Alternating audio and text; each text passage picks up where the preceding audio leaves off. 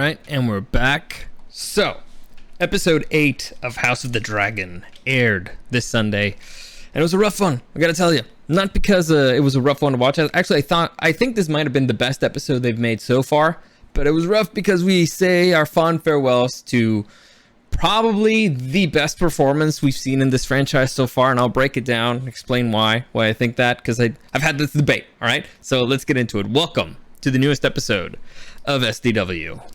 Super Dario World!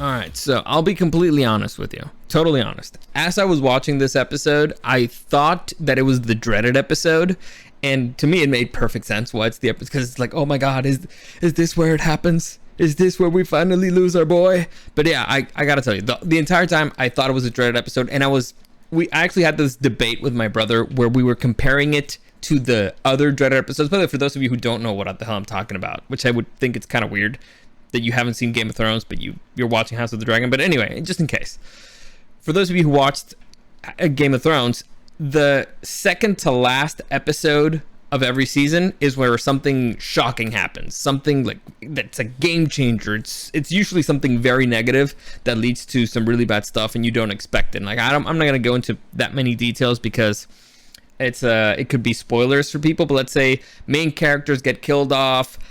Brutal stuff happens, massive battle. So I thought this was gonna be it, and so I was judging it as that, but turns out it's not.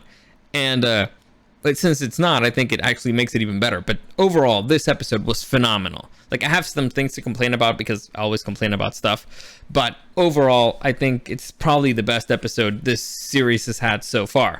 And I guess, you know, I'll break it down as we go throughout. So let's just get into it. So the episode begins with us finding out that Lord Corlys Velaryon is lost. He got injured at sea, and he may have been killed off screen. So that's insanity. That's madness.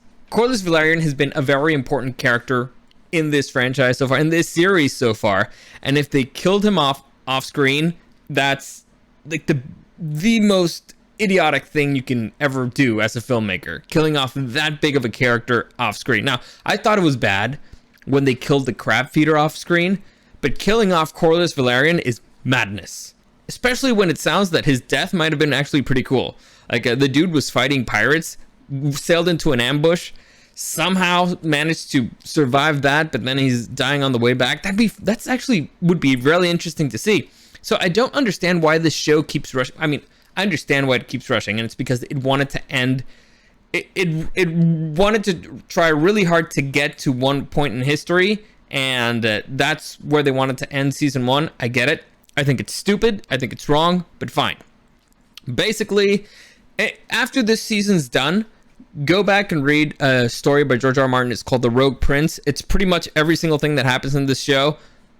It's better in the story, but it's like 20 pages and stuff. I recommend it, and it won't be any spoilers because, again, it's everything that happened in this series, except, you know, less interesting. Well, it's more interesting in the story. Whatever. Doesn't matter. So the important thing that they told us here is, straight off the bat, it's been 6 years since Rhaenys and Lord Velaryon have seen each other, which means that it's been at least 6 years. Because last time that we saw them, they were together. So from that point, it has to be at least 6 years or more since Laena's funeral. And maybe, like I said, it could be even longer. We don't know. But which means another time skip. And so far, I'm hating the time skips on this show because we're missing out on a lot of really interesting stuff. Really key, interesting stuff. You know, getting to know some characters and actually caring about them more. I think it's been a mistake so far. But again, like I said, they wanted to try really hard to get to one particular point in history. All right, fine. Let's see what you do with it. I'm just haven't been a fan of it so far. So that leads us to a conversation with Vaemond Velaryon. For those of you who don't know who Sir Vaemond is, he is the brother of Corlys Velaryon, and they really do look the same. Like it's really weird. But anyway, so it was great casting there. So here, Lord Vaemond basically is like, hey, listen, if my brother dies, I want to be the Lord of Driftmark. And everybody's like, wait, what? No way, you can't be you. And Lord Vaemond's like, yeah, well, you know, if my brother dies, then Driftmark goes to the prince, Luke Valerian, Lucerius, I think it's his name, but yeah, it's Luke. It's one of the daughters of Rhaenyra, and it's like, yeah, that's not cool because that kid's kind of a bastard, and so the throne of Driftmark should stay in Valerian hands with people with true Valyrian blood. So I get it. Listen, that dude's 100% right. 100% right.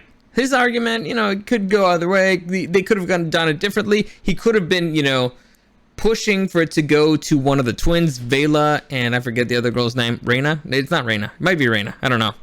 But he wasn't. He was pushing for himself. So clearly, some ambition it's some sort of, well, not some sort of, it's definitely his own ambition. They're pushing it. But this definitely is something that I can't argue with because he's right. Because the kids are bastards. And again, this was kind of one of the mistakes of the show of picking this specific family for making the black characters. Because it's very obvious, extremely obvious, brutally obvious that there's been shenanigans going on. 1, maybe 2, all right, kind of 3. All right, see, now this is 3 kids. So let's just say it's a hard pill to swallow. All right, very definitely hard pill. And so again, it was a mistake.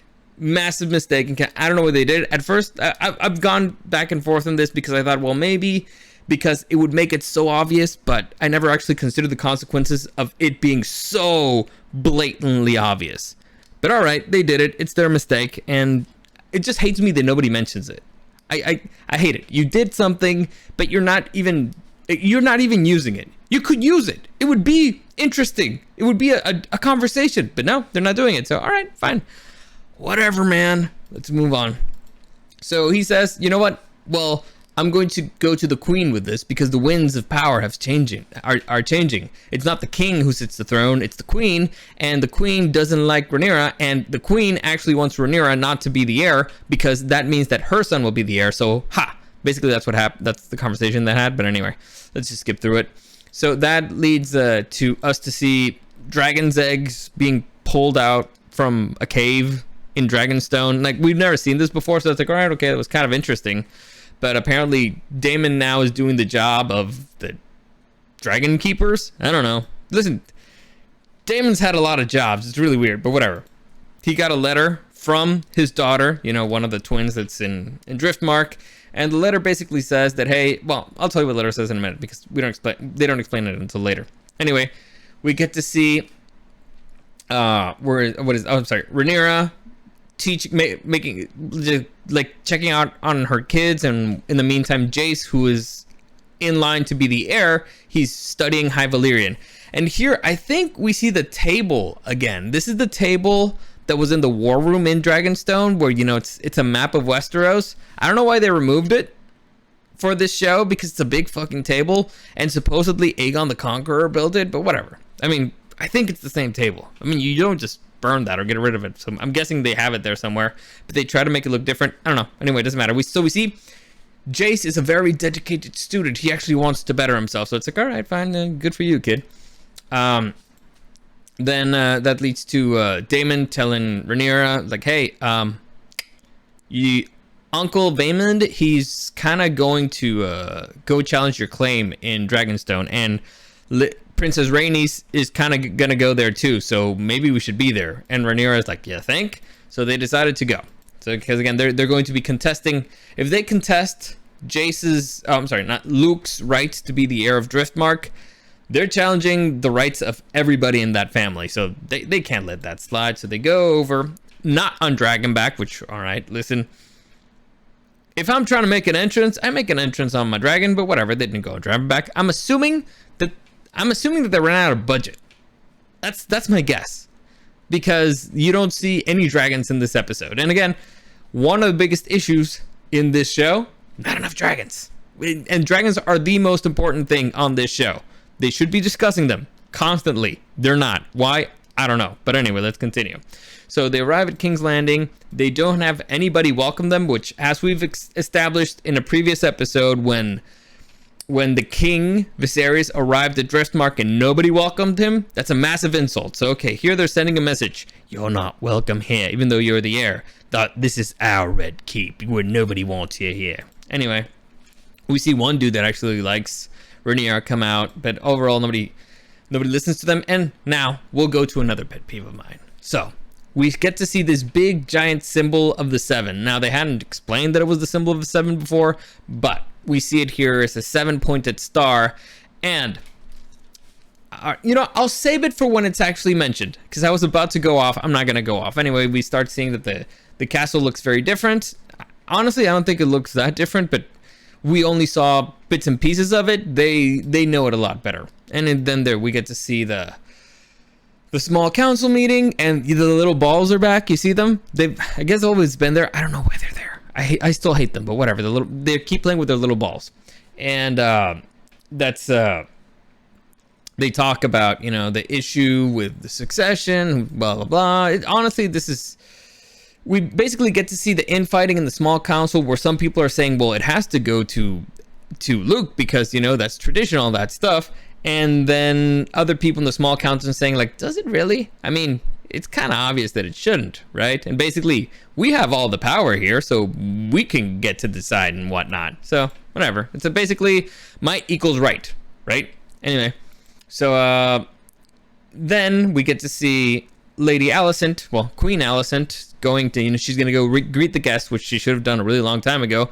But one of her knights, one of her, the white cloaks, I forget their name, honestly. No, the Kingsguard. One of the Kingsguard tells her, like, yeah, there's an incident with Prince Aegon. He did a naughty. So she goes to check that out. In the meantime, we get to see our boy Viserys. So Rhaenyra and Daemon go to Viserys' chamber, and the dude looks death incarnate. Poor guy. He just keeps losing and losing and losing his health. It's getting worse. Now, apparently, there's something wrong with his face. It's not exactly clear what's wrong with his face, but we kind of don't want to know. It's one of those. Well, actually, we do kind of want to know. It's like, look how they massacred my boy. It's brutal. And again, well, that leads us to, man, this dude is probably responsible for the best performance we've ever seen on this franchise. I'm not gonna say he's the best actor overall, but best performance in the show so far. But first off, the makeup job is phenomenal. That's great. But he sold it in a very fantastic way. I'll talk more about Viserys as the episode goes on, but I just want to get that out of the way immediately. So guys who were wondering who I was talking about, Viserys. We started seeing him as a maybe 30-year-old, 40-year-old. I'm guessing it was 40-year-old closer. And he sold that. He sold being in pain, and he sold being an old man who's on his deathbed, like miserable, but still has his own personality. And he wasn't overacting. You actually believe that he's in massive, massive pain. And when they show him the baby, and it's like, oh yeah, his name is Viserys, and he's like, a name fit for a king. Still, it's, oh my God, it gets to you. But you see him, his mind is clearly not there. They're assuming that he's drugged out of his mind because he's in pain, but he doesn't remember stuff. He's not aware of the War in the Stepstones. He's not aware of Corlys Velaryon. He doesn't care. The man is in massive pain. So, regardless of what you think of the character of Viserys, I know that he's very controversial. I personally love him. I thought he's been phenomenal. I think he's the best part of the show. But his performance has been top-notch, phenomenal. Either you hate him for being pathetic and weak, or you love him because, he's just so fed up with all this shit, and all he wants to do is playing with his little toys. Clearly, he's always in pain. He's always annoyed. It's phenomenal. Like, he treated the young actresses exactly the same way that he treated the old actresses, so you believe that it's actually the same person. It's been fantastic from beginning to end. So, love the guy. Oh my God, he's even painful to watch in this situation. It's like, so it's completely believable. And like I said, there's been great actors that have gone through this show. Sean Bean, Mark Addy, Charles Dance, Pedro Pascal, Lena Headey, Peter Dinklage. There's been a lot of phenomenal performances. I think he beats out all of them because the character that he had to play was a lot more difficult. just because of that. Now it doesn't. It maybe if you gave Sean Bean the same the same character, he could have done something better with it. I don't know. Because again, Sean Bean, he had Ned Stark is a pretty easy role. Mark Addy, Robert Baratheon, not as easy of a role because Robert Baratheon he's a 7 foot tall man, right? He was like a big, strong. You feel his personality had to fill a room, just as his size. And Mark Addy was totally miscast for it, right? He's not a 7 foot dude. Like he's actually shorter than Ned, but you felt that he had that commanding presence, that confidence. His voice was big and it just filled the room. Charles Dance was made to be Tywin Lannister. And again, Lena Headey, you believe the insanity of Cersei and all that stuff. Peter Dinklage, again, similar thing. But those characters were easy compared to what this guy had to do with Viserys. Like, oh my God. They gave him a massively pathetic character. And he made him so that you liked him. Or you at least felt torn about certain things. Or that you could relate to him in many times. Like, this guy did kind of horrible things. At the very first episode, ordering the death of his wife. But he was so convinced. He was so stubborn, that prophecy and all that stuff, and he kept true to it. And so I've like I said, I got nothing but good things to say about his performance. Maybe the story has been stupid or certain things. Maybe the character made a bunch of stupid decisions, but the performance, top notch. Give that man an Emmy. But anyway, let's get into it. Let's continue. So basically, for what we learned, and this is Viserys. I'll just put it on because it's. I just want to see his reaction again. Like, this is Viserys. Come on, I don't want to get in trouble. Just do it quickly. Do it. Viserys. They didn't put the thing. A name fit for a king. Oh my God, it really is. It's so beautiful. Anyway, so doesn't matter. I just enjoyed that. Anyway, the kids start screaming, and he's like, "Oh, I'm sorry, blah blah blah. Give me the." And again, we've learned that he's drugged out of his mind most of the time. The next thing that we see is Queen Alicent again with carrying the symbol of the 7 on her chest. That's the equivalent of her wearing a cross, right? So she's deeply religious, meeting with a girl who her son allegedly raped. Now the reason why I'm saying allegedly raped is because us as the audience never saw it happen, and maybe this girl's putting up a very legit performance. We don't know. Now, we think we know, and we probably do know, but we don't know. So I'm going alleged, but probably yeah, most likely yeah. And even Alicent knows, and so basically we get to see her kind of threaten her to be like, hey, keep your mouth shut. Otherwise, you know what people do to easy women. I mean, I don't want that to happen to you. Also, here's some money. And so we get to see Lady Alicent, the deeply religious woman with the cross, wearing a cross, doing some kind of piece of shit stuff to protect her son. Now, would you protect your son if you were in a situation that had that particular amount of power? Would you have just killed the girl? Some people would have just killed the girl, like, let's get rid of this problem. I don't know. I just know that from where I'm standing, kind of a piece of shit. So, unfortunately, wearing the cross and being actually good religious person doesn't always go hand in hand. Next. So, again, we see this whole conversation, and she gives the girl she makes her drink a moon tea, which moon tea is, for those of you who don't know, it causes abortions. So, again, we get to see Lady Alicent just overall not be a kind person. So, oh, how the mighty have fallen. Next, we get to see her complaining about her son basically being a rapist, and the son being like, whatever, man, I'm tired and hungover. So, get to see this whole fight between the mom, like, being today of all days, blah, blah, and then she smacks the hell out of him, which is a theme. Like, this dude, Aegon, has gotten slapped by his mom when he's hungover so many times. We've seen it at least 2 times. So on the previous episode, like, why weren't you there? Boom. And he's like, man, I just woke up. Again, he's kind of a piece of shit. And so he's like, here's one of the things. Lady Alicent saying this guy, like, you're no son of mine. It's like, dude, you raised them. Like, you could have raised them better. Now, yeah, granted, it's not always a parent's fault when your kids turn out to be kind of a piece of shit, but I'm going to say you're a big part of it.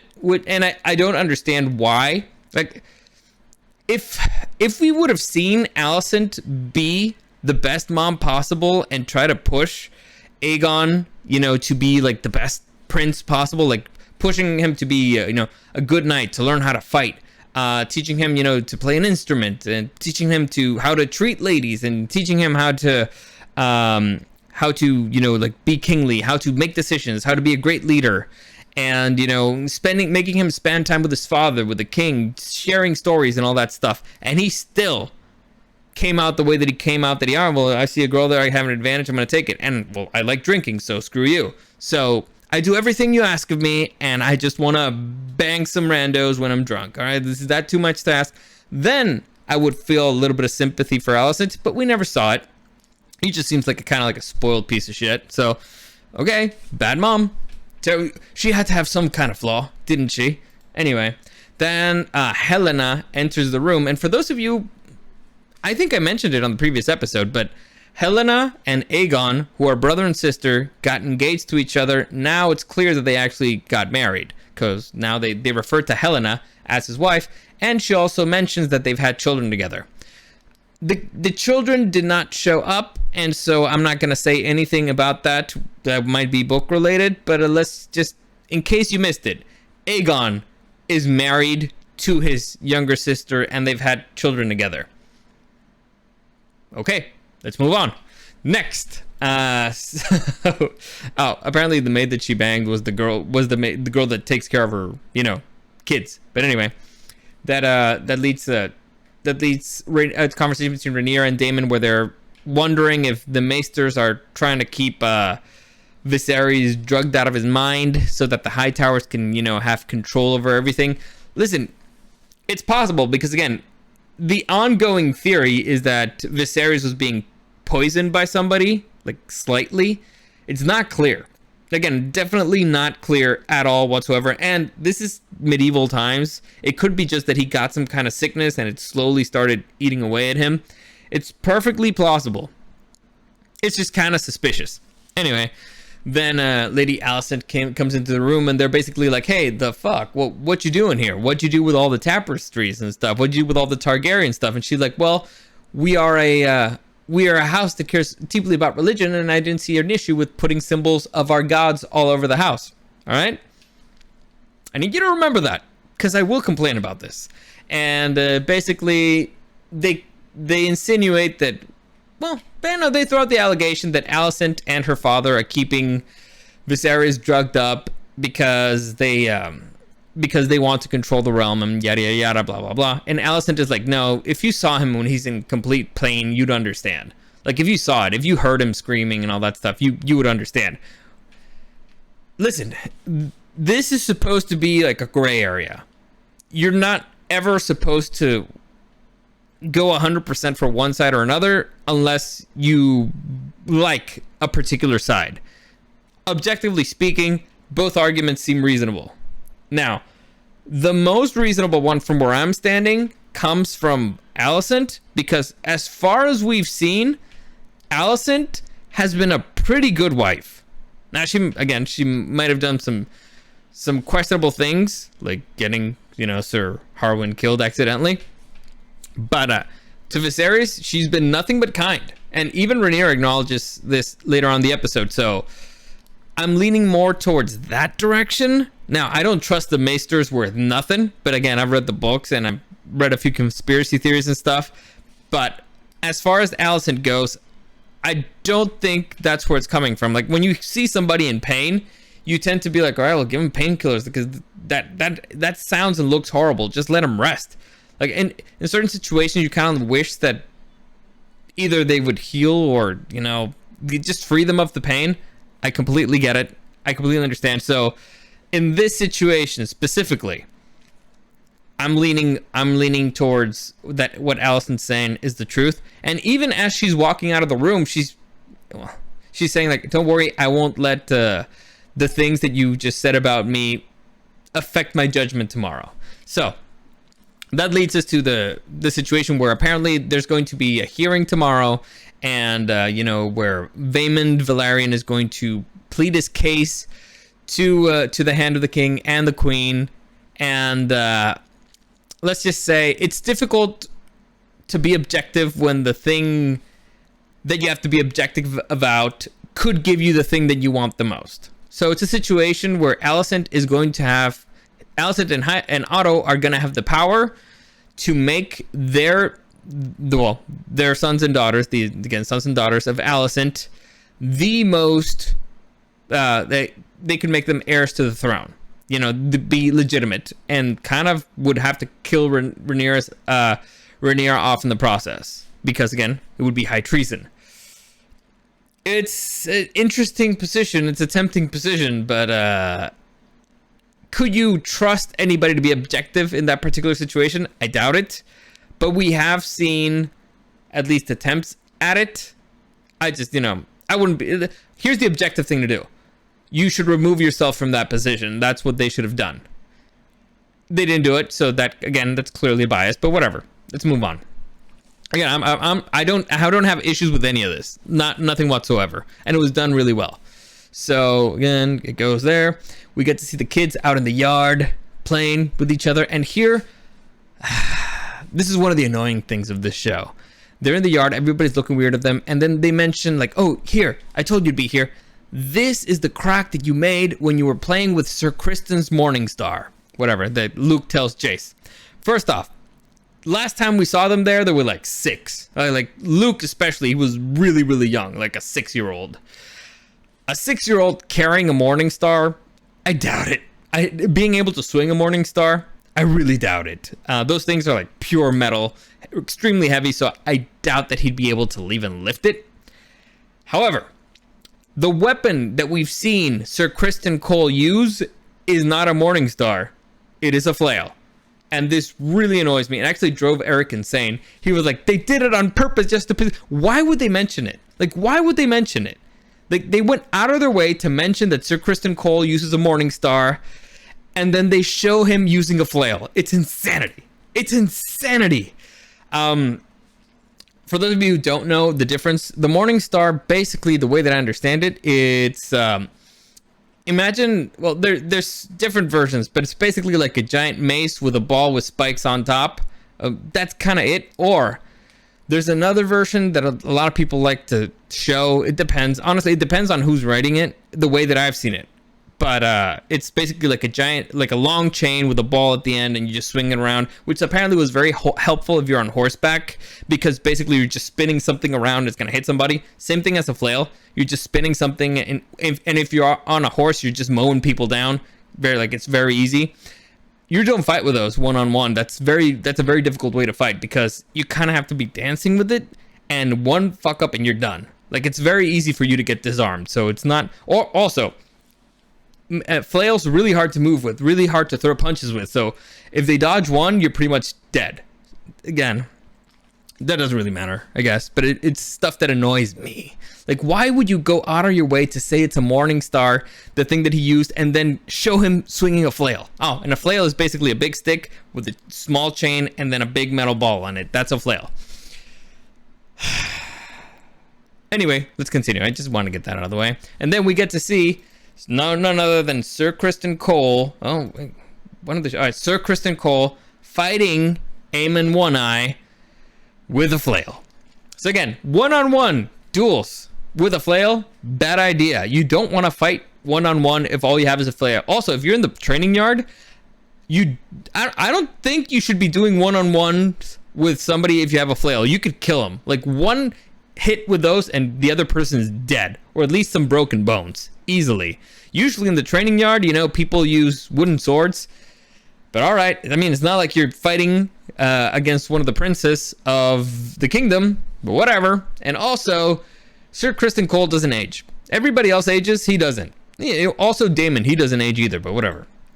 Anyway, we get to see the fight, and we get to see, Aemon One-Eye looking kind of like a badass. Also, they cast somebody who's too old. I think this dude's like 30, or at least he looks 30. So I don't know. Okay, compared to his brothers, this dude really grew up. Like, really grew up. Like, there's not even like a little bit of a child in him. So weird. It looks bizarre, especially when he's standing next to all the other characters supposed to be, like the youngins. But whatever. Then we get to see, Sir Vaemond show up, and he walks into the castle and blah blah blah. And we get to see the small, like tiny council meeting that's not official because you see the little balls are not in the plates there. And so since the little balls are not in their plates, it's not an official meeting, just so you know. And they discuss the possibilities of, Sir Otto and let me see. Yeah. And Sir Vayman. Well, yeah, I think it's Sir Vayman. Anyway, they discuss, what they could do, blah, blah, basically kind of strategizing for the next day, for the meeting and all that stuff. Next, we get to see Princess Rhaenys standing in front of a werewood. Okay. You guys remember how in this episode they went out of their way to say that they added a whole bunch of religious stuff because this is a religious house and they follow the House of the Seven? You guys remember that? You know how they went out of the way? They changed stuff in the set just to show, how devoted they are to the Seven. And they still keep a fucking werewood in the Godswood. Right there. Why? Because fuck you if you've read the books. Fuck you if you know anything. We're going to keep a god of another religion right in the middle of our Godswood. Because that's what we do. Sure, why not? We're deeply religious. We're deeply faithful to the Seven, but I'm going to keep that in my house. Are you kidding me? Like, that's the first thing that, they should have burnt it down immediately. Like, oh, you want to prove that you're, faithful to the Seven? Burn that thing, because it's a symbol of another religion. Like, it's madness. I don't know why they keep doing it, but they keep doing it. And then, we have a conversation between Rhaenys and Rhaenyra, and they speak in front of the werewood. And now,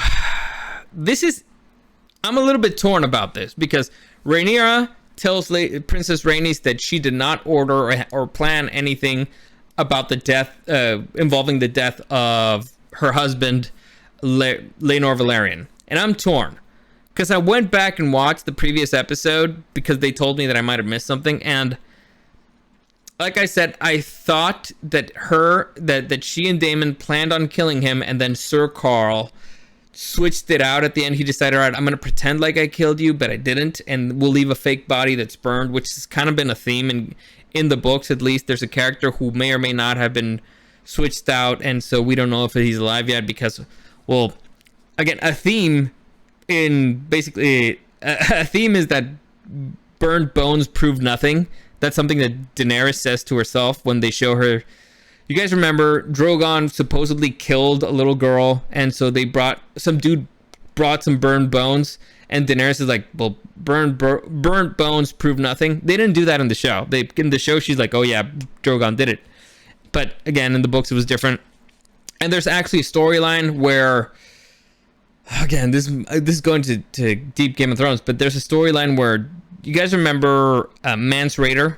Well, there was a commander. They called him Rattleshirt. Anyway, the moment that Mance Rayder got burnt alive, in the books, it's actually Melisandre who put basically like an illusion spell over Rattleshirt. So the guy who actually burnt alive was Rattleshirt. Mance Rayder still alive in the books, at least.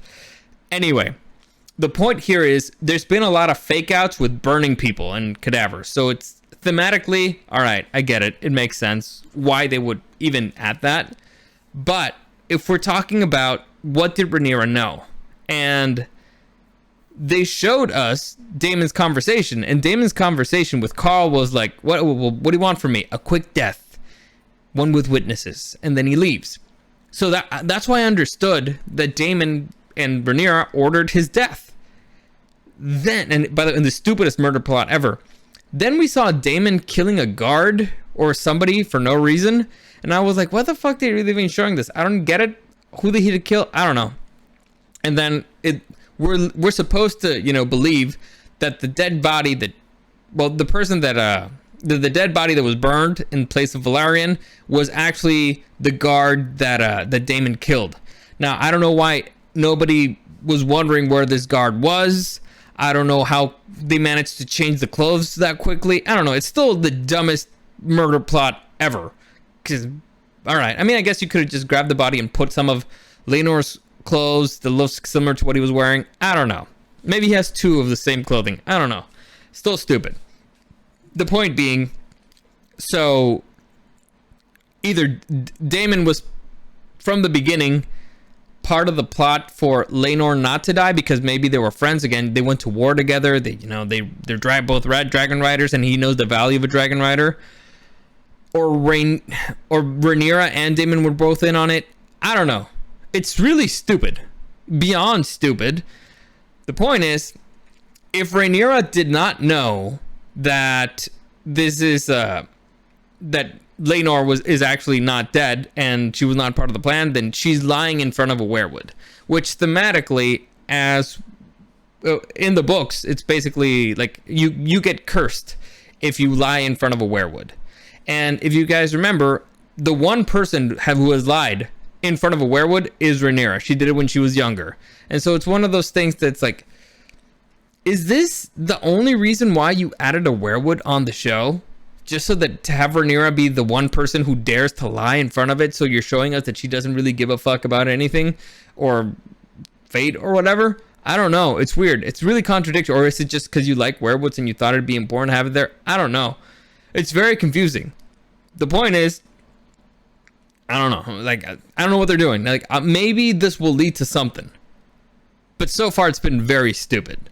Massively stupid. And this whole thing about Rhaenyra knowing or not knowing that Laenor is alive or not, doesn't know. I don't know. It's a dumb storyline. And again, this was one of the weak points of this episode. But the conversation between the girls afterwards is pretty interesting, because Rhaenyra gives Lady Rhaenys an offer, and it's like, hey, how about if the twins marry my two oldest, and that way, you know, one of the twins will sit on the throne of Driftmark, and one of the twins will sit on the Iron Throne after I'm gone. So how about that? Which is honestly a massively good offer. But Lady Rhaenys' response is basically like, yeah, you're desperate. And Rhaenyra's like, maybe, but does it matter? It's still a good offer. So here, Lady Rhaenys decides to play her cards close to her chest and does the smart thing and basically says, you know what, I'll think about it, but I'll see you wherever the winds wherever I feel where the winds are going is what I'm gonna do. That's basically what she says. So, all right, it depends on things going well for you right now. Also, did any of you guys know that she's a dragon rider? Probably not. They haven't mentioned it, right? She's kind of a very important person because she commands a dragon. Again, imagine that every single dragon rider is a country with a nuke. You should know exactly which countries have nukes. And so she is one of the countries with nuclear capabilities that I don't think it's ever been mentioned. And again, since it hasn't been mentioned, I'm not going to mention the name of the dragon because it's actually kind of one of the dumber names for dragons, but whatever, it doesn't matter. They may have cut off the dragon from the story. Who knows? But I think it's really stupid. And I just wanted to point out that it's stupid if we're 8 episodes in and you don't know, and you didn't know that she was a dragon rider. Should have been mentioned a lot. Anyway, next we see Rhaenyra having a conversation with Viserys. They have a conversation about the Song of Ice and Fire, the prophecy. Do you believe it to be true? And listen, I get that an important part of this show has to be fixing the mistakes that they did on Game of Thrones. I get it. Like the thing with the dagger, from my blood, whatever it says. I understand that what they were doing is trying to fix the big plot, one of the big plot holes in Game of Thrones. Like, basically, from my blood, you guys remember that Catelyn Stark, you know, going back a little bit, Brandon Stark, Bran, he was going to get murdered by the cat's paw, and with that knife specifically. And Lady Catelyn managed to save Bran's life, you know, by stopping that knife with her bare hands. By the way, stopping Valyrian steel with your bare hands is insanity. But, I mean, you're protecting yourself. Like, she should have lost all her fingers. But whatever. She did it because she was a badass in that moment. And then, you know, Summer comes in and helps out. Whatever. That moment, you're like, oh, from Catelyn's blood. Because the dagger, you know, had some of Catelyn's blood in it. Or Catelyn, however you want to say it. And so Arya is of the blood of Cat. All right, I guess they're trying to fix that stuff. I get it. This is Rogue One. They're trying to fix massive plot holes. I understand it. I don't see where they keep going with the whole ice and fire thing. I don't know why they want to keep making it a thing. I understand that a big, massive plot point in this episode is kind of dependent on this misunderstanding. But all right, whatever. The point is, they had this conversation, and they had like a nice little moment between father and daughter. But here's really weird. We saw Rhaenyra complaining about maybe having to be king or being the heir, all that stuff. Like, why'd you make me that? Blah blah blah. It's like, dude, you wanted it. We've been. I hate Rhaenyra so much sometimes, and it's like, we've been seeing you all this time. And all this time you've been like, no, it's mine. I'm the heir. I should be the heir. Me. And now when things are getting close, you're like, it's been such a burden. Me. It's so difficult on me. Again, this is kind of one of the girlfriend moments. Viserys is there, literally dying. In massive pain. But what about me? How about how this makes me feel? Oh my god, it's so difficult. It's so hard. Are you kidding me? Seriously? Maybe, don't be a little bitch. Maybe here's a moment where you could try to make your father feel better instead of, throwing more shit on him. The dude made a decision that made him massively unpopular, but he decided to back you anyway because he's like, no, I made a decision. I'm not going to screw over my daughter. I'm going to back her all the way, even though she's a massive fuck up and it's a terrible decision. And I realized that halfway through, but no, I'm committed to it. Because I made that promise to my little girl. And now she's like, why'd you do it? You ruined my life, blah, blah. It's like, seriously? He did it for you. And because you wanted it. You made this whole big stink about it. Seriously? God, she's really annoying sometimes, all right? Really annoying. But anyway, what about me? How about me? Anyway, so let's continue. Viserys is like, oh, God, I wish I could die sooner. Anyway, the next day we get to see Viserys, his treatments and all this stuff, and how massively fucked up he is. Like, massively. Like, his body's just rotting away terribly. And I love this little interaction with Sir Otto, because Viserys tells Sir Otto Hightower, like, I want to have supper, Otto. And Otto's like, well, it's the morning, my king. He's like, tonight. He doesn't say tonight. It's like, well, what does he say? I want to have supper, Otto. It is the morning, your grace. Oh yeah, tonight. I love it because that's pure Viserys. He's had awesome one-liners like, you're an idiot. You think I'm an idiot and crazy? No, you're the idiot, you idiot. Tonight with everybody. So Viserys wants to have dinner with the family and everybody so they can make nice and whatnot. And so Sir Otto's like, all right, cool, we'll make it happen. Then we get to see Viserys, how his body's just completely destroyed, and we got to see kind of bad CGI. Like, the body is clearly not the actor's body, it's just the face. And I wish they would have done a slightly better job here, but it's fine, whatever. Like, it's not the worst CGI I've ever seen. All right, it's not Doctor Strange's third eye, so whatever. So next we get to see Sir Otto Hightower taking the throne because he's going to, lay judgment in place of the king or whatnot. We get to see everybody there getting ready to, to say their statements, and then Sir Edmund Vetmund? I need to see it again. I keep forgetting this guy's name. Vaemond? Yeah, Sir Vaemond Velaryon, and he's pleading his case. And again, I need to reiterate this.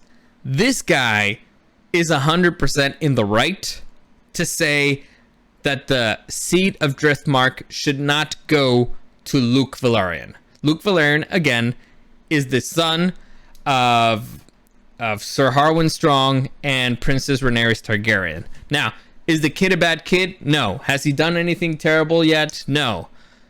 But he is a bastard. He is not of Valyrian blood.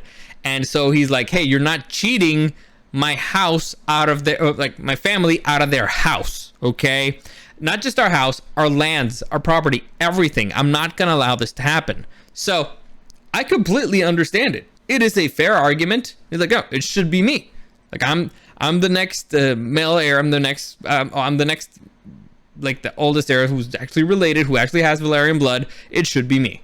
So I get it. He's 100% right.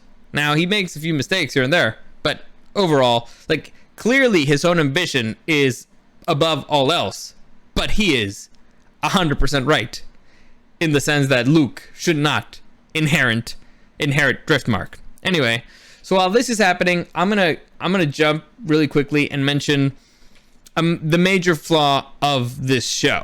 Well, I already mentioned this. The biggest one is the dragons and all that stuff. But yet I already mentioned it. But I'm gonna reiterate the other one. Not having the teams here. All right, there's Team Black and there's Team Green. The Greens are with the Valyrians. I'm sorry. The Greens are with the Hightowers. The Blacks are with the Targaryens and Rhaenyra.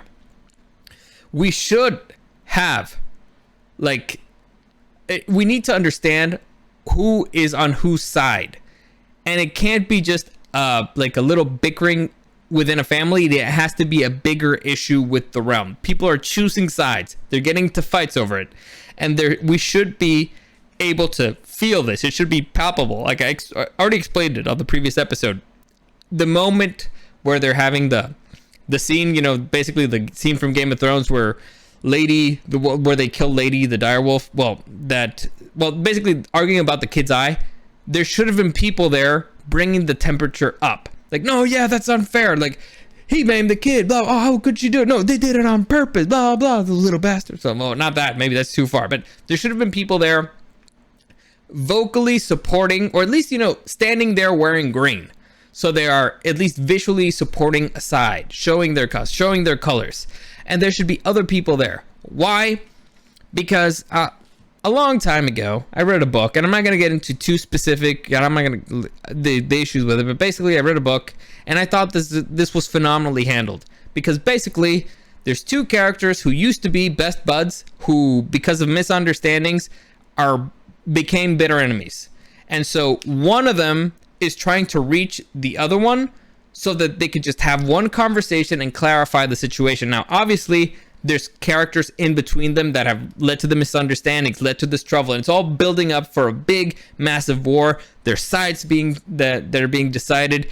Both sides are kind of starting to do shady stuff. It's crazy.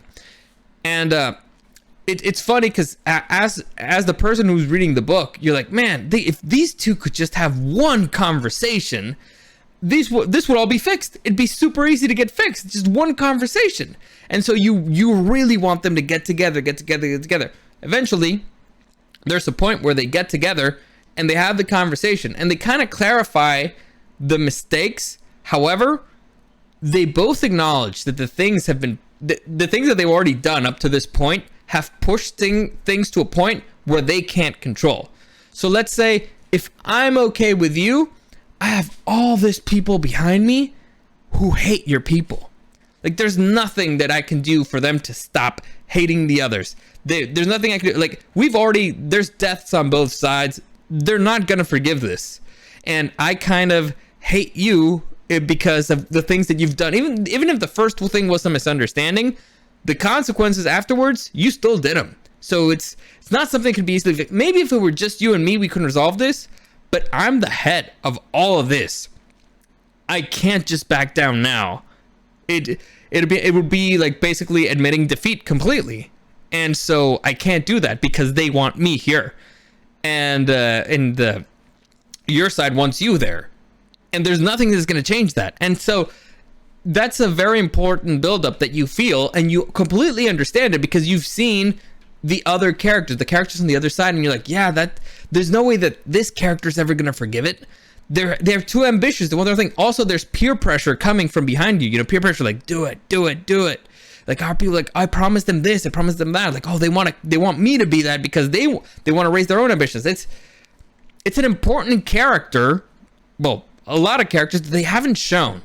And again, I feel like this scene would have been the perfect one if they were going to actually do something with that, and they didn't do it. So again, it's been a major flaw of this show. Major. Top 3. But whatever. I just wanted to get that out of my chest. So the thing's going. It's actually not really looking that well for the Lord of Driftmark. Again, there's some people arguing there, like, hey, no, like Rhaenyra's like, hey, that's not true, blah blah, it shouldn't be right. And the people being like, hey, wait your turn, you know, just be polite, let this person finish, and then you can say your piece. And then the mad lad, the king, walks into the throne room by himself, Viserys. And oh my god, first off, he's wearing a badass golden mask, like super badass. Let me see if I can show him here. Like, let's see if there's gotta be an image of Viserys here walking in. Look at that. Come on, give it to me. Come on. All right, yeah, with a badass golden mask, which is kind of a throwback to Game of Thrones, and the reason why I'm naming this episode A Crown for a King. If you guys, well, I'm not gonna do a spoiler alert, but for those of you who know what happened to our good boy Viserys from Game of Thrones, there's like, oh, look at that. I see what you're doing there, HBO. I like it. And so basically we get this very long scene of Viserys walking up to the throne and nobody's helping him. And I was like, dude, would somebody just help this man? He can barely walk. He's in pain. He doesn't have an arm. He's using a cane. It looks painful to watch, and nobody's moving to help him. I don't know why, but it's like the whole time I was like, well, he'll push somebody away. Like, just add it. You know, it's like normal human behavior. You don't just stand there looking at a cripple trying to barely be able to walk, especially if it's somebody that you love. But they did it. They did it fine. That walk is phenomenal. It's just phenomenal. I complained about, there's the walk that Rhaenyra did as she was, you know, after she gave birth, and it's this very long scene where you just see her walk. I was like, this is boring. We're not learning anything. It's not very interesting. It's dumb. It's dumb. Here, every second it's, and by the way, the reason why it doesn't feel the same way is because Rhaenyra was being helped by Laenor, and so it's like, all right, she's fine. She's gonna be fine on the stairs. Like, it's uncomfortable. It's massively painful. It sucks for her. She should not be doing this, but she's safe. With freaking Viserys, like, oh my god, is he gonna go up the Iron Throne by himself? There's swords there. That thing might have killed them already. Like, you're just letting him do it. It's crazy. Like, your heart's at your throat this entire time. Just, oh my god. And you're also like, yes, Viserys is gonna make everything right. He's gonna fix it. Oh my god. Also, this is terrible because he thinks he's fixing it, but it's actually worse. But still, like, look at that man. Oh my god. It's phenomenal. Again, the walk. It's painful to watch, which is, again, great acting, phenomenal acting, the best acting. So he reaches the Iron Throne. Finally, somebody offers to help him, and he's like, no, I'll do it by myself. As he's trying to go, he drops his crown. Like, that's like a really bad look. Like, but as he's trying to get it, but he can't because he only has one arm, and that one arm is holding onto his cane. We get to see Daemon walk down there, grab his crown, and then he decides to help his brother. So the only person that Viserys would have accepted help from is Daemon. And so again, it's a beautiful moment because Viserys' biggest sin is that he loved too much.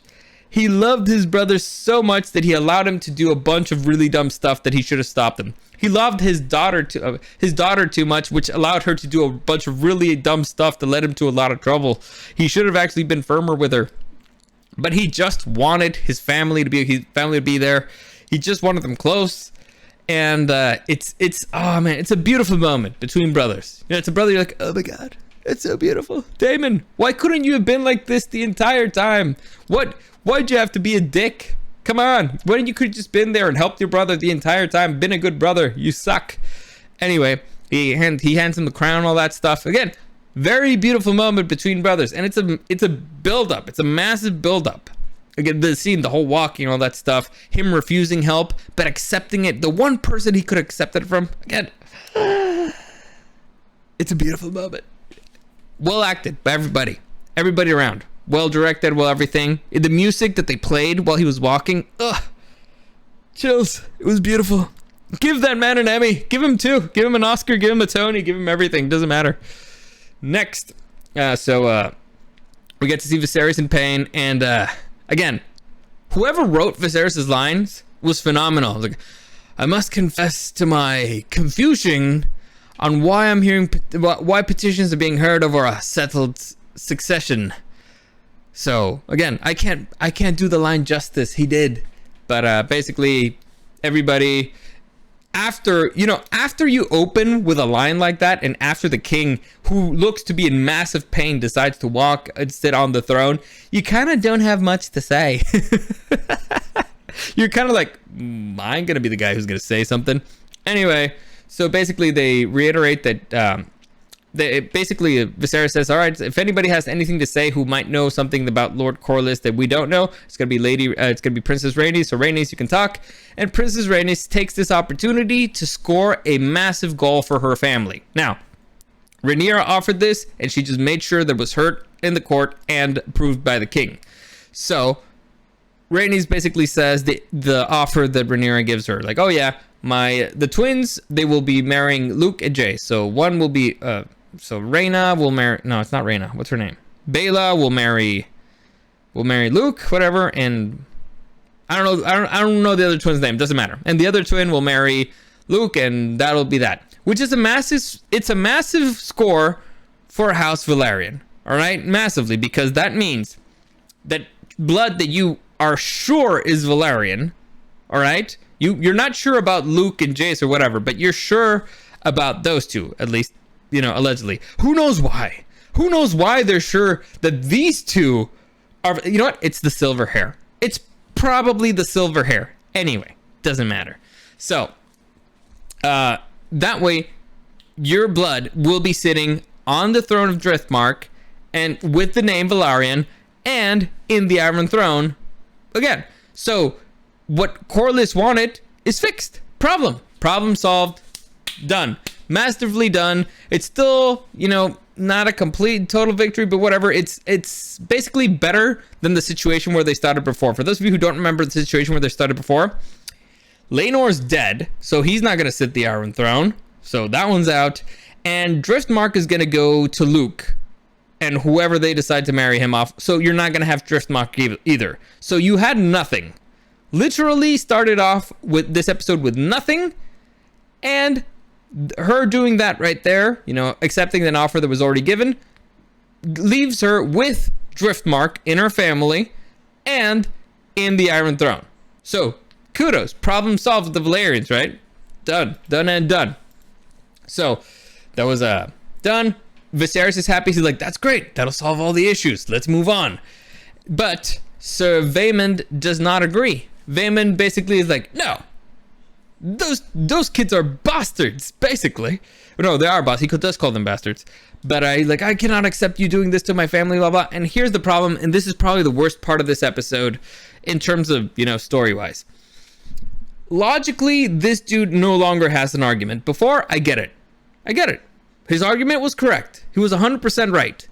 The bastard, Luke, should not have taken over the throne of Driftmark. I 100% agree. However, your family's just been granted a situation where apparently what he said is that Velaryon blood should sit on the throne of Driftmark. That's what he said. Velaryon blood. That's why he was, pushing. It should have been for him. But after what Rhaenys said, Velaryon blood will still sit on Driftmark, because again, the granddaughter, she's Velaryon because of the silver hair. She's gonna sit in the throne of Driftmark, so problem solved. So if you actually cared about that being an issue, that issue's been solved. However, no, because he didn't want that to be the thing. He didn't want Velaryon blood to be there. He wanted his blood to be there. He wanted to sit the throne, the Driftmark throne. So again, his true cards showing, and however, he did prove to be a massive idiot, because he should have realized that he lost. He should have realized that, all right, my argument, the one that actually held some weight, is kind of out the window, like massively out the window.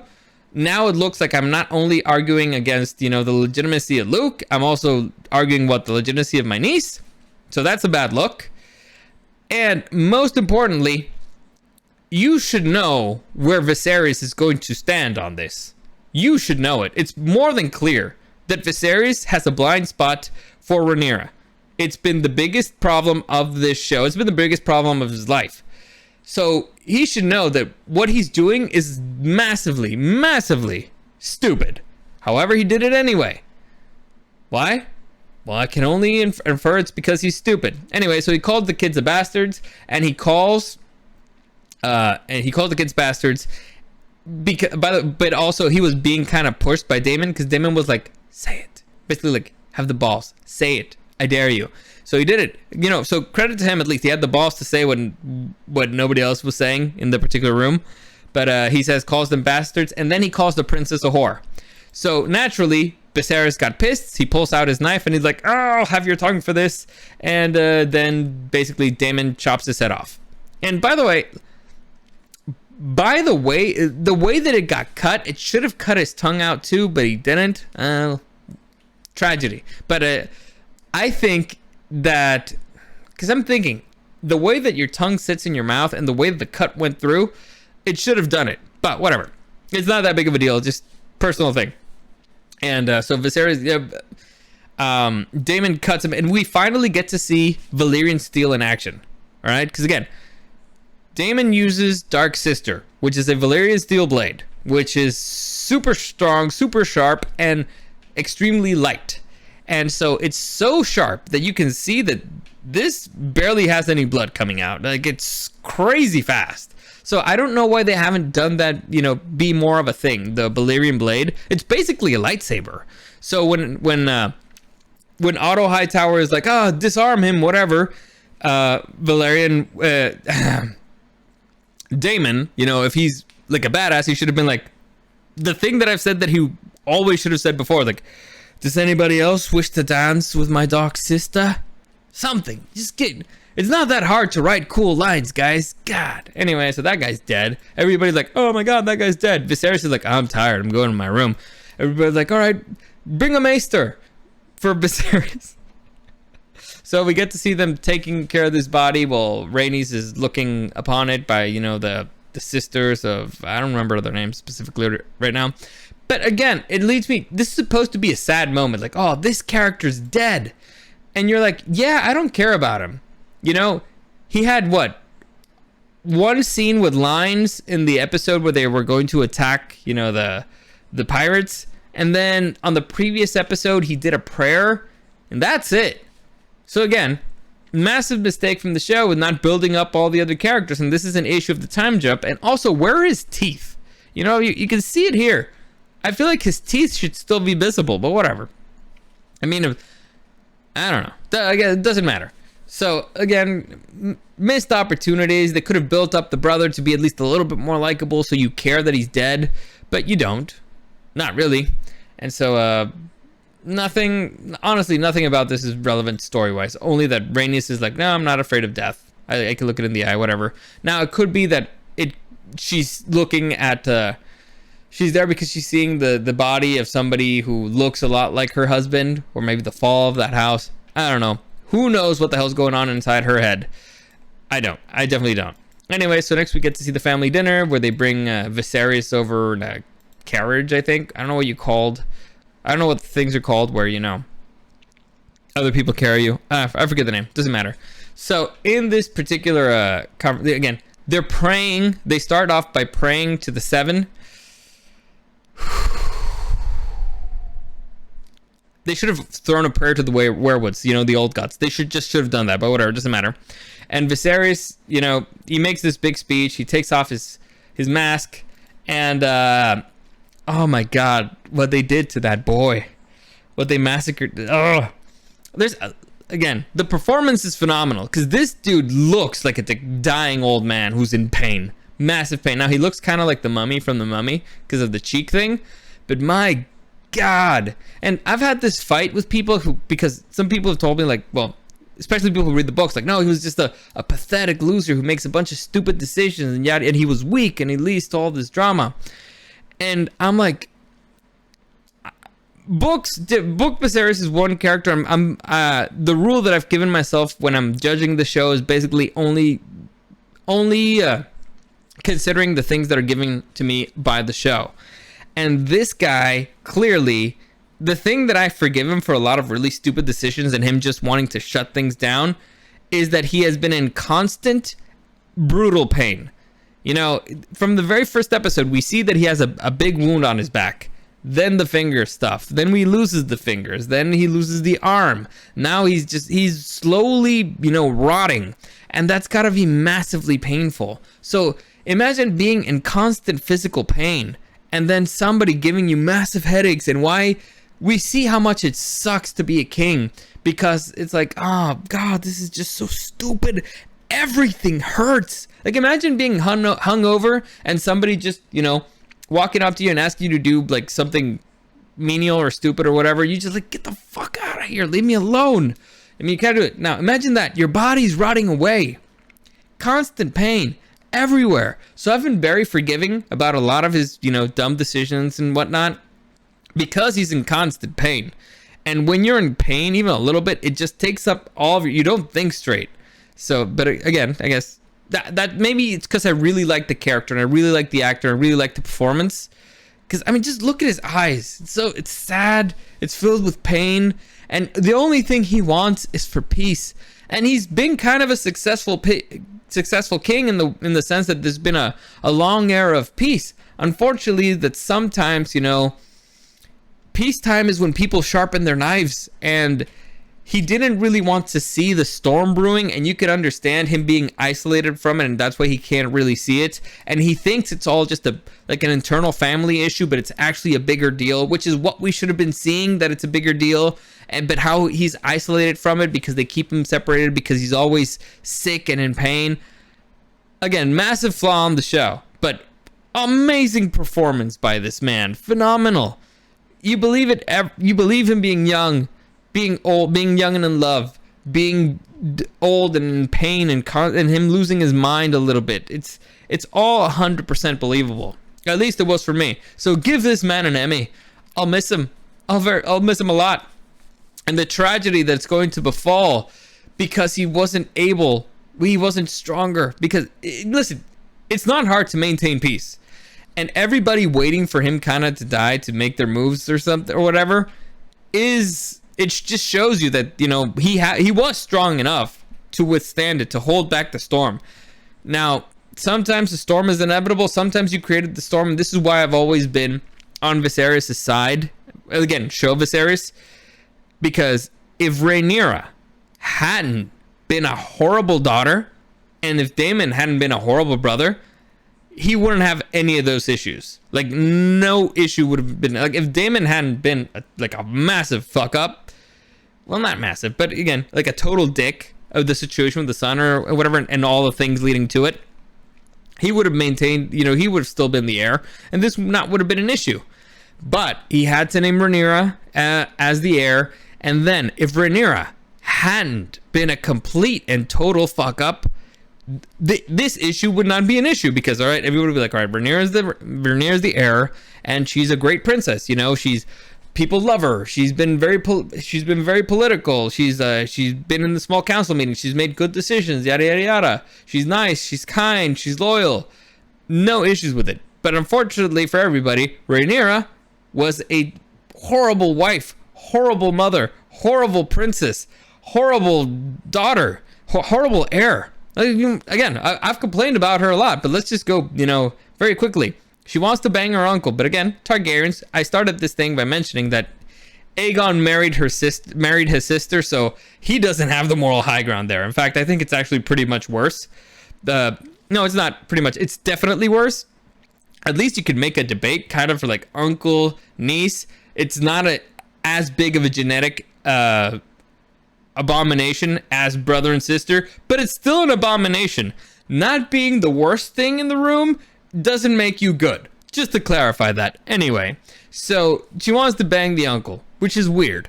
But again, Targaryens, maybe it's not the most horrible thing in the world, but it is very horrible. She raped Sir Criston Cole. All right, that's a pretty bad decision that led to a lot of really bad consequences. Canceling her trip to meet potential suitors, really bad. They gave her a little bit of freedom, an opportunity for her to make a decision, yada yada, blah blah blah, to make some points, meet some lords, shake some hands. Like, imagine that. Again, you're a lord of the Riverlands. You're traveling who knows how many days to get somewhere, and she just cancels on you. You'd be pissed. You'd be like, screw her. Like, man. Like, you're making me waste my time. Like, and at least you weren't even there for me, to try to brown nose a little bit. Like, you could have at least been there for me to make some points or something. I don't know, like, complete total waste of time. So making enemies there. Then, let's see, banging Sir Harwin Strong, having 3 of his kids. It's like, dude, how? Seriously? You just keep getting into problems of your own making. If she had just been a good daughter and a good heir, no issues would have happened. Like, none. If Rhaenyra would have gone on her trip, whatnot, and decided, okay, I'm going to marry, I don't know, let's say Lord Lannister. I'm just picking somebody that they've shown on the show. I'm going to marry him.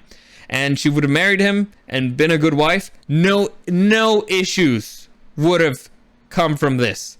Nothing whatsoever. No drama. Nobody would have been contesting her place as her role as the heir. Nobody would be contesting the legitimacy of her sons. Nothing. But she's a complete and total fuck up. And she keeps fucking up. And it annoys me because it all comes down to Viserys. And they're like, oh, it's Viserys' fault. Again, Viserys' fault is that he loved his daughter too much. And he had the power to protect her. That's it. What was he supposed to do? And I'm seriously. Like, I keep asking people who tell me, like, oh, no, it's all, like, what was he supposed to do? Would you kill your own daughter? Because that's what they were asking him to do. If he says, yes, that guy, that my grandson is not legitimate, you have to cut off their heads and your daughter's heads and your daughter's head. I don't think there's a parent in the world who could do it. Even the ones who know that they have, like, fuck ups. I've seen moms whose sons are on death row because, they're like thugs and criminals, lifelong criminals. And they're like, but he was such a good boy, blah, blah, blah. No, it's crazy. So again, I completely understand him. And the performance is phenomenal. So let's continue. That was my point. Again, Viserys gives a speech. He's in pain the whole time. It's just like, look at me. And all he wants is his family to be together. All he wants is there to be peace. It's such a beautiful moment. And that leads to, a few speeches, from Rhaenyra being like, all right, fine. Here's to Lady Alicent, because say what you want about her. She's been a really good wife. Like, as far as that goes, nobody out there can say, like, oh, Shirley did it for money. But she's doing a really good job as a wife. She's trying really hard. As a mother, she sucks. But as a wife, she did a pretty good. She takes care of him. She fusses over him. She clearly cares about him. So there's no complaints there. So all right, fine. Then Alicent returns the favor, and so it's this nice little moment that's going on. Maybe peace. There's a moment where Jace tries to make his own speech. It kind of leads to some tension with Aemon One Eye. Which again, he just looks so much older than everybody else. Like, look at this, looks like a kid. This guy looks like a man. Like, he looks like 30. The other dudes could still be teenagers, but whatever. Just bad casting. Maybe later on it'll make a little bit more sense, and maybe the dude's like a really good actor. So far, we don't know. Anyway, so then Helena makes a really awkward speech because he's like, oh, well, don't worry about getting married because basically your husband ignores you until, maybe he's drunk and he goes to your chambers or whatnot. But, Helena's always been a little weird. And so Luke, to kind of piss off Aegon, he decides to take Helena out and dance. But, it's everybody's like, oh, it's a nice moment. The house is coming together. They're just dancing. This is so nice. Cousins, well, niece and nephew dancing together. Ha ha ha. Then Luke sends a roasted pig over to Aemond, and he thinks it's really funny. Aemond clearly doesn't think it's that funny. They don't show it here? Let me see if they show it. Let me see. Oh, yeah. Oh, no, sorry. Viserys, he's falling asleep because, he's, again, in massive pain. So there's a moment where the pain beats him, and so he leaves the room. And so a roasted pig is sent to Aemon One Eye, and so he's supposed to be really pissed about this. It's a massive insult. Now, honestly, if I'm Aemond in that situation, and my nephew, who cuts out my eye, sends me a roasted pig, at this point, you have Vhagar. You're like, yeah, whatever. Like, at this point, it's like, it should be just like yeah, whatever. doesn't matter. Like, you think a roasted pig bugs me at this point?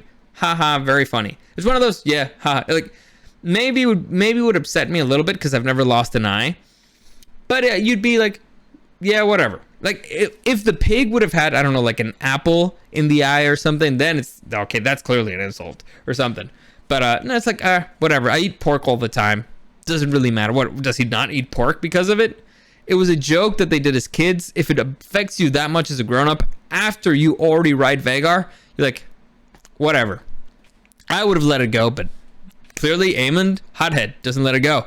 Which is weird, because then Aemond makes a speech where basically he calls the boys, they're very strong. You're very strong boys. Which is actually a line from the book, but it's a line that he says in the fight where he loses his eye. I guess they were saving it for this one because it's one of those plausible deniability lines, which is, all right, fine. Well, what? I just gave them a compliment. Listen, again, my issue is that there's no people around them, like so you can see the gangs. And the scene where they were having the conversation about, cutting out the eye and stuff, I could hear it perfectly. Like, if Aemon One Eye would have called the kids like, oh, you guys are really strong, and that leads to him losing the eye. And so in the hall at Driftmark, everybody would have been like, oh, well, he called us bastards. Like, what? I didn't say you were bastards. I said you were really strong. And the people are like, that's not an insult. No, he just called them strong. It's a compliment. You know what they meant. It's like, no, it's not. He didn't say anything. So I could see it perfectly. They just didn't go that direction. So then, the boys start fighting, and Jace like throws like a punch at Aemond, and Aemond just eats it. He's like, whatever, bitch. So again, at least they're setting up, like a badass in this arena. Daemon steps in the middle, and he's like, all right, boys, settle down. You're still a bunch of green boys. Get out of here. And so everybody's like, hey, we'll just leave. We'll just get out of here. But supposedly, peace between the families has been reached. Things are going good. Allison was like, all right, fine, I'll support you. Like, we'll let bygones be bygones. And Serrato's sitting next to her going like, what? But no, supposedly, bygones be bygones, right? And so this leads us to a scene where with Daemon's whore, who's no longer Daemon's whore, but apparently she's got a spy in the queen's chamber. Like, the queen's assistant is kind of her spy, which I don't know if this storyline will lead to anything, but we'll see. Anyway, we see Viserys in bed, and so they give him milk of the poppy, and he's confused, and he's continuing a conversation that started with Rhaenyra earlier on in the episode. The conversation of, do you believe it to be true? And so he basically continues that. You asked me if I believed it to be true. The Song of Ice and Fire, the thing about Aegon. And Allison's like, what? My Aegon? Is that what you're talking about? He's like, yes, it must be you. You have to unite the kingdom against the common enemy, blah, blah. And Allison's like, I don't understand what the hell you're talking about. But basically, she's like, all right, Viserys is saying that she believes that it should be me and Aegon, the people who do. So it's a common misunderstanding. And now you're just sitting here being like, so that's what that whole thing about Song of Ice and Fire was? Just so it could lead to this misunderstanding? That's really? Okay. Now, if it were me, like, if I would have been like the person who wrote this episode, I would have had Alicent have a conversation with Viserys at some point in the show that was unfinished. I would have done that, because that way when and that kind of was in this particular vein, because that way Alicent, when Viserys starts talking, he's not just thinking that he's rambling or hallucinating or whatever. She would think, oh, this is a continuation of the conversation that we had earlier. So that's how I would have done it. But again, they don't pay me for this stuff, and so that's why you end up getting inferior quality products, but whatever. So massive misunderstanding, and so Alicent now is, oh my god, it's me. Viserys thinks it should be me. All right, I gotta do something. I don't know what, but all right, it's gonna be me and Aegon. I understand, my king. And so with that, we get to see our boy Viserys for the last time, probably, and he dies. My god. My god, he's gone. And the world is the worst place without him. So again, like I said, Viserys, probably the best acting we've seen on the show, the best performance overall. They had great writing for him overall. He made a very compelling character, and it's not an easy role. Not at all. And I believed it from beginning to end. So this actually concerns me because, well, your best actor has left the show. All right? You don't have any big names in there. Like, at least, Game of Thrones, the first season, you had Sean Bean, you had Mark Addy, Lena Headey, you had Jason Momoa. And when they left, the show had built up enough so that you didn't need the star power anymore. The other characters became stars on their own. Here, you dropped two of the main actresses, but left the character. So again, would be Alicent and Rhaenyra. So their star power would no longer be there. Maybe people care enough about the characters, but all right, they're not really following. It's weird. People tend to follow star power. I don't know why, but I mean, it's a thing. It's been proven time and time again. Star power is a real thing. So who's gonna carry this show from now on? You got great actors in there. Like the dude who does Otto Hightower is really good. I like the original Alicent more than this one, but so far she's been okay. Rhaenyra's been okay, but I'm talking, who steals the show here? Because Viserys stole pretty much every single scene that he was in. Like, clearly the best actor by a lot. So it's unclear where this is going to go. Very much unclear. I hope that they keep, getting random actors that have only done minor stuff who then end up, just knocking it out of the park. But you're losing again. You've lost. Oh, wait, no. My mistake. They do have Matt Smith in there. And the Daemon Targaryen of this episode did a great job. This is where I feel bad for Matt Smith. Because the dude's a great actor. The dude's done a pretty good job at making Daemon cool. But they keep throwing shit at him. Like, they keep just giving him garbage storylines, garbage stuff, it doesn't make any sense. Like, the whole, oh yeah, the first episode's like, oh yeah, he can't get his dick up. And then we see him, he has twins, and then gets the wife pregnant again. Now he's had 3 kids with Rhaenyra, so it's like, what? So that whole impotence storyline, just went out the window? When he's older? Like, it makes no sense whatsoever. But, again, we'll see where this goes. So far, the show, it came back. Like, the previous episode, I was almost done. I was like, this is so stupid. This one, I ended up and I'm like, nice. Kudos, everybody. Well done. Again, the next episode is the dreaded episode. If we're going, by Game of Thrones rules, we'll see how it goes. But it's the first episode with our boy Viserys. I don't know how it's going to go. Because the dude saved a lot of stuff. Like a lot of really dumb stuff that's happened in the show. And he had some of the best lines, if not the best. You're my political headache! Just destroy Rhaenyra. It's great. A name fit for a king. Oh my god, he was so good. He was great. I'll miss him. So yeah, I think it's a good place to stop. As always, comments, questions, or suggestions, you can find me at Super Dario World or at DarioSDW on Instagram. YouTube, Twitch at Super Dario World. On Wednesday, I'm gonna do my football live with I do with my kid brother. Man, I don't even know what to say. I don't know what the sport is anymore. It's wild, it's madness. But we'll see how it goes. I think that's it. I feel like I missed something about this episode, but I don't know. I guess it doesn't matter. As always, thank you for joining me, and I'll see you again next time.